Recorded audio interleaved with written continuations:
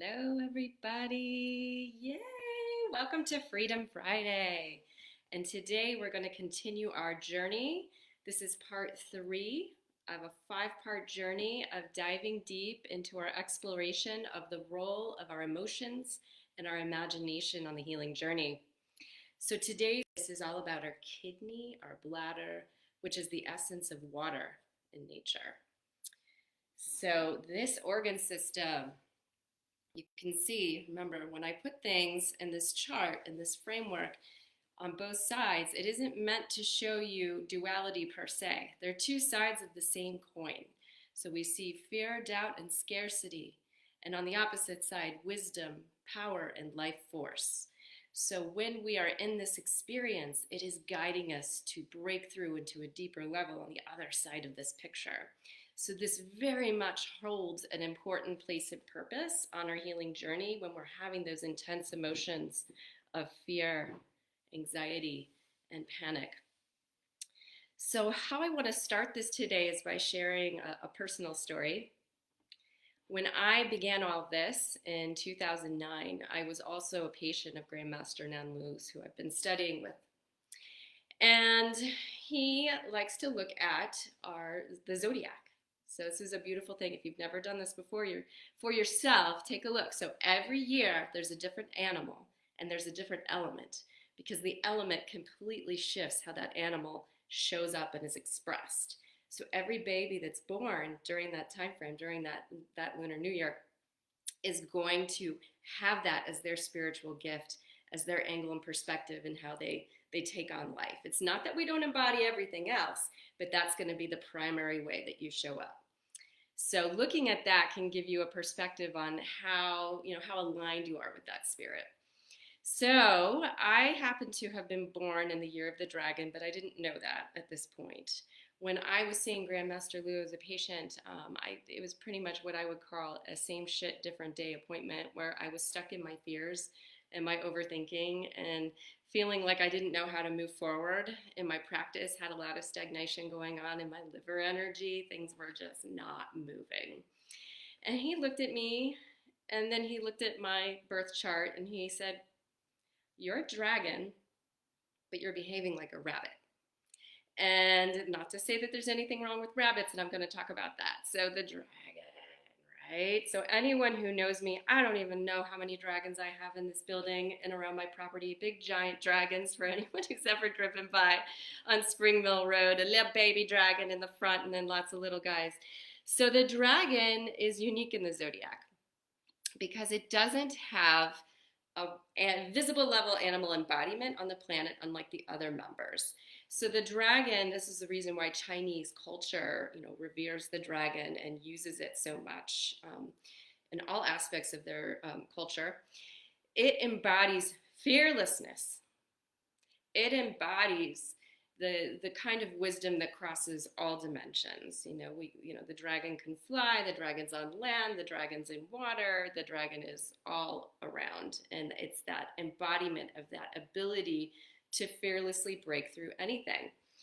And interestingly, so the foundational program that I provide here at my practice that I trained with Grandmaster Lu with is the Dragon's Way Qigong. So why the embodiment of the dragon? Because even if you weren't born in the year of the dragon, the concept is each and every one of us can connect to that wisdom, that message, that strength, that power, that fearlessness to be able to break through anything and everything at the physical level and in our lives. So for myself, getting that message, my journey over the past like 10 years has been really awakening into, oh my gosh, this is my spirit, and tapping into that power.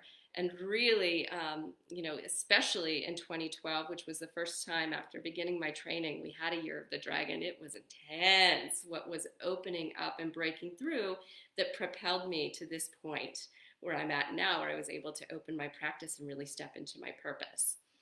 Now, a couple of months ago, I had an interesting experience because Master Lu has opened into a completely different angle and perspective of looking at the zodiac.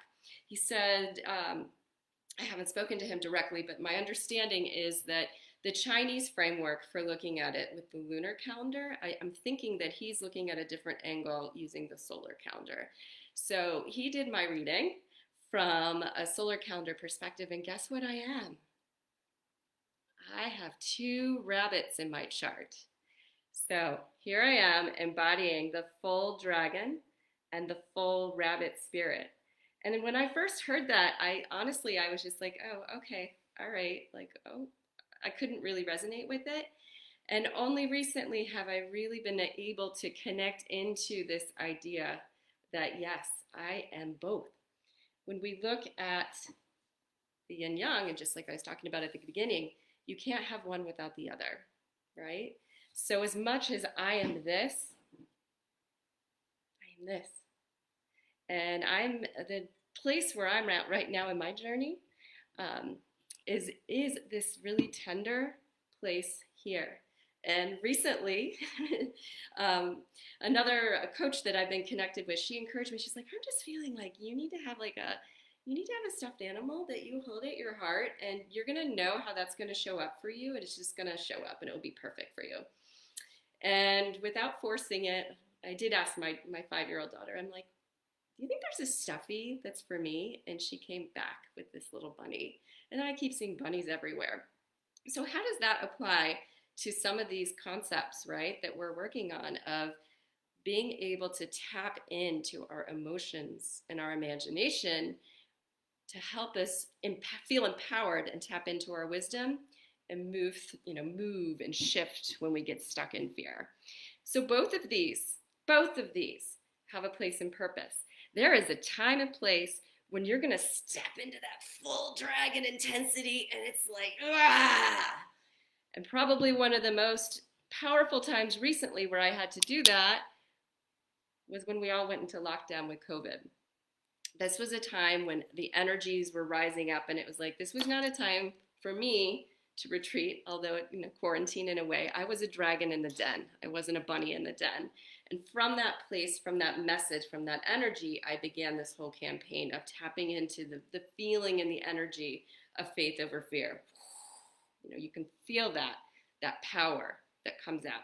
Now, when we were children and you would have, feelings of anxiety and feeling scared when you're going to sleep at night, what would you do?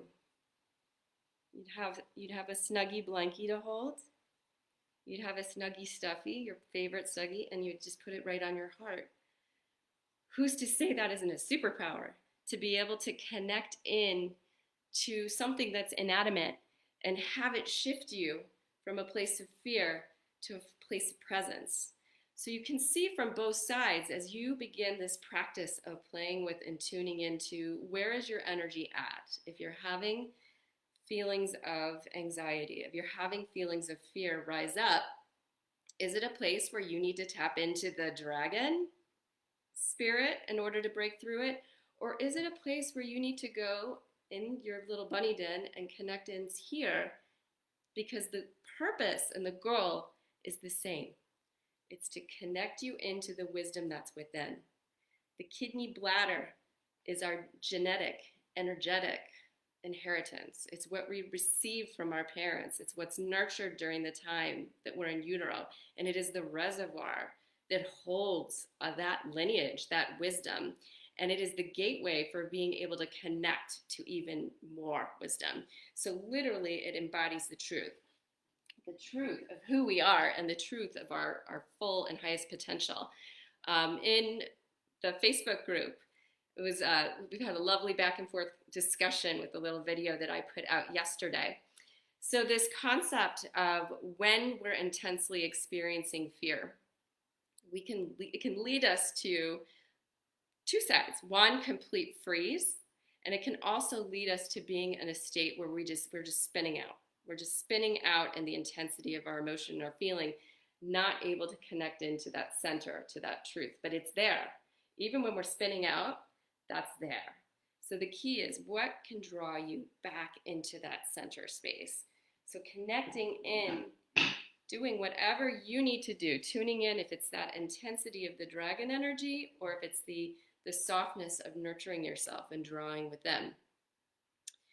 So another way, like we did last week when we went on our little journey and explored the different ways of looking at wood in nature and how it shows up.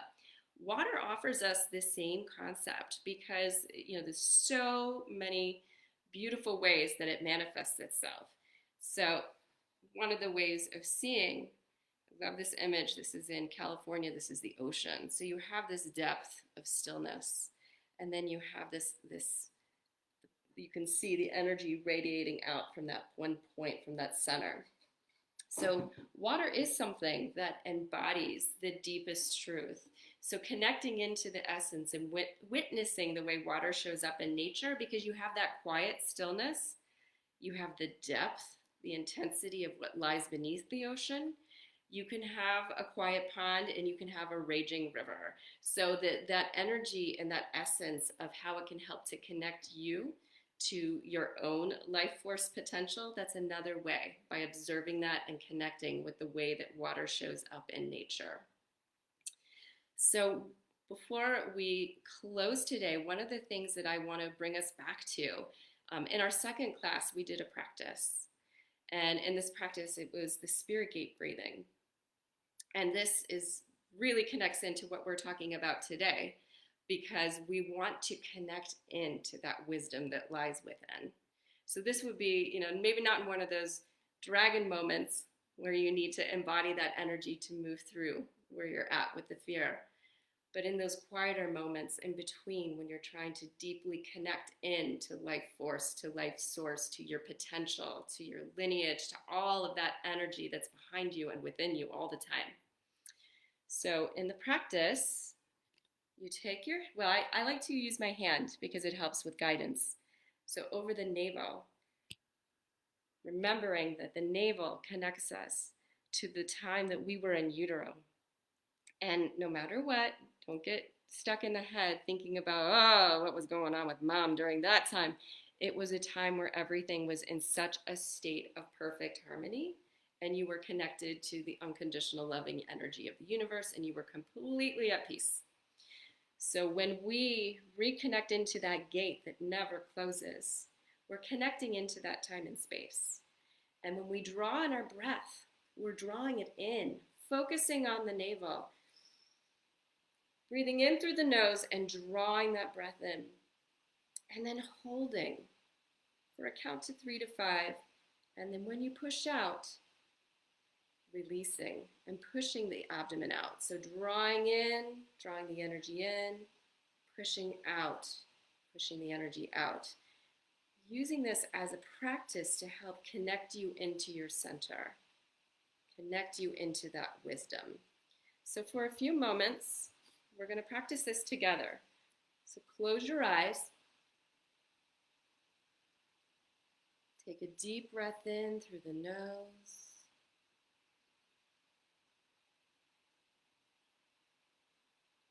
And breathe out, pushing the belly button out.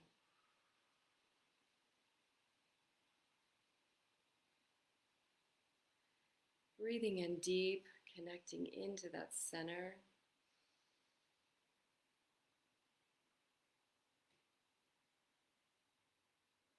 Pushing out and releasing.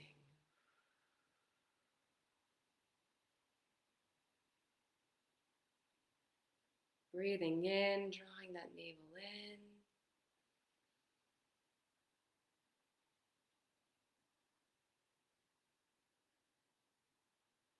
Breathing out, letting go.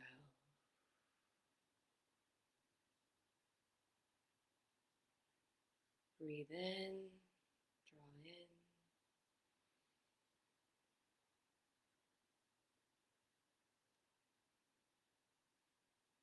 Breathe out, release. Let's take one more breath together. Breathe in, draw your energy in, pulling the center.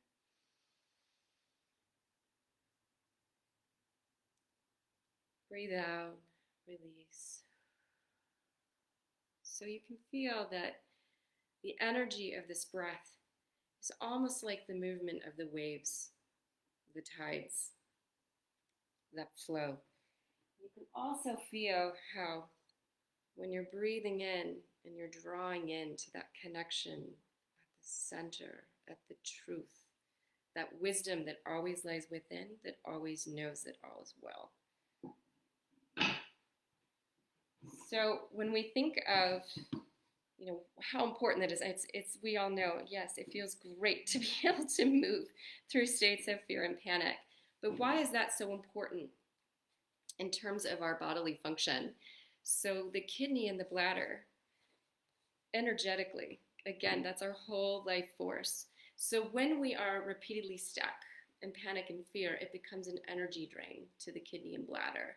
So when you can shift yourself out of that place and tap into your power, then that helps to conserve that precious, precious life force energy.